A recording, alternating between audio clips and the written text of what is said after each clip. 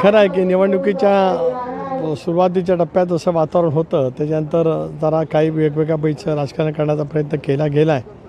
परंतु देशाचे पंतप्रधान नरेंद्र मोदी, एकनाथराव शिंदे, देवेंद्रजी फडणवीस, अमितभाई शाह, अजितदादा पवार या सर्वांच्या प्रचंड मेहनतीतून आम्हाला चांगल्या प्रमाणावरती यश त्या ठिकाणी निश्चितपणाने मिळणार आहे. राज्यात महायुतीला किती जागा मिळतील अंदाजे? बघूया आता काही क्षणाचा अवधी राहिला आहे.